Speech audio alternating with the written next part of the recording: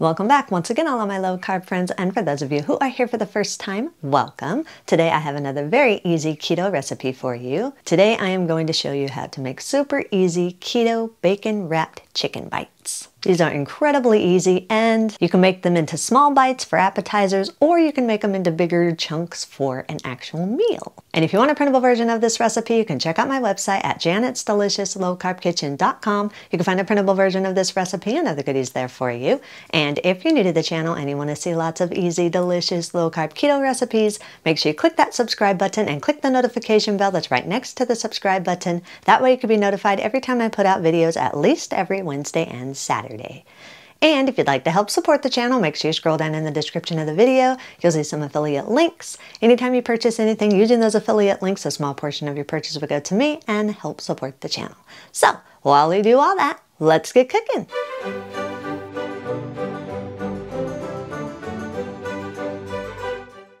Preheat your oven to 350 degrees. Cut about 1 pound of boneless chicken breasts into 1 to 2 inch size pieces, or you can cut it into whatever desired size pieces you want. If you want them a little bit bigger, you can do that. Little tip is it's a little bit easier to cut your chicken if it's still partially frozen. You want it 99% defrosted because you don't want to try to cook frozen meat. Set the pieces aside and thoroughly wash and dry your cutting board surface. Take about a ½ pound of bacon and cut it into thirds or halves depending on how big of chicken pieces you have. If you've made bigger chicken pieces, then you would cut the bacon in half rather than in thirds. The pieces that I cut are roughly around 1 inch, give or take a little bit, so I'm cutting my bacon into thirds. Place one chicken piece at the end of one of the bacon pieces. Then roll the bacon tightly around the chicken piece to fully wrap it, and place the chicken wrap seam side down off to the side of your cutting surface. Continue the wrapping process until all of the chicken pieces are wrapped with your bacon. Take a toothpick and poke one toothpick through the center of each chicken wrap. This is just going to help keep your chicken wrap together and in place while it's baking. If you don't have any toothpicks, it's okay. You can still make these.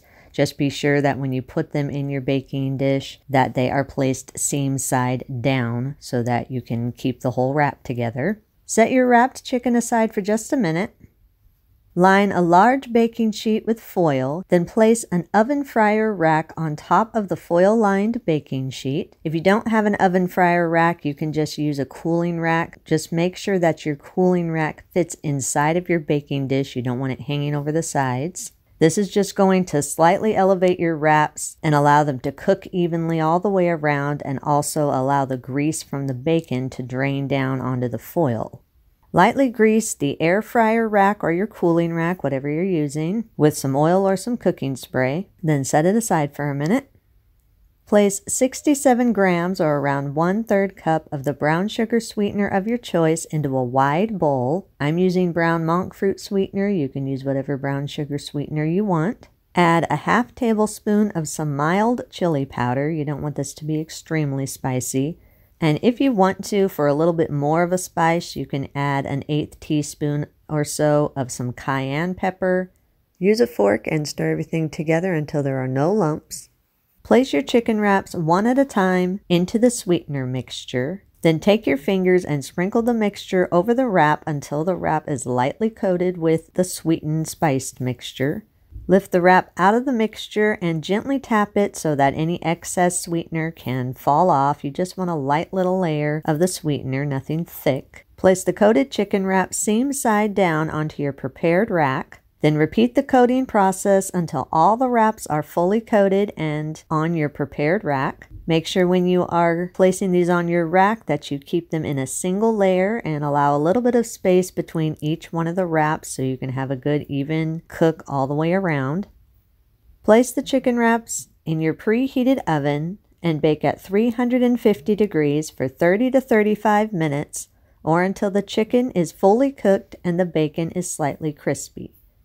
Once the chicken bites are done cooking, remove them from the oven, then let them sit on the rack for about 3 to 5 minutes or until they've cooled slightly so you don't burn your fingers. After 3 to 5 minutes and the bites have cooled slightly, Place your desired amount on the serving plate of your choice and serve these immediately.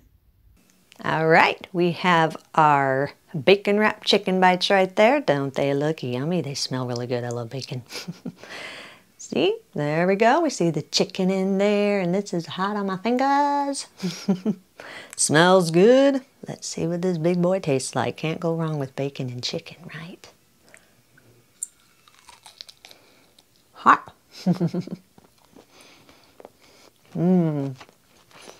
Oh yeah. Cannot go wrong with chicken and bacon in my book. And that sweetener on the outside with the chili powder. Just the right amount of a little hint of sweetness and a little peak of spice. Perfect. Very, very good. And if you're one of those that likes your bacon a little bit more crispy, you can always pre-cook it just a little bit. Make sure you don't pre-cook it too much because you want it to be flexible and it will be cooking it more while you're baking your chicken. So, and also you can also make these chicken bites without the bacon. You can just put them in that sweetener spice mix and bake them the same way, just without the bacon. They'll still taste good. But this way, this is perfect. Delicioso. Yum. Thumbs up. You can eat these immediately. If you do have any leftovers, allow them to cool completely, then store them in an airtight container in your refrigerator for up to 3 days, or you can place them in a freezer-safe airtight container and freeze them for up to 1 month. Eat and enjoy.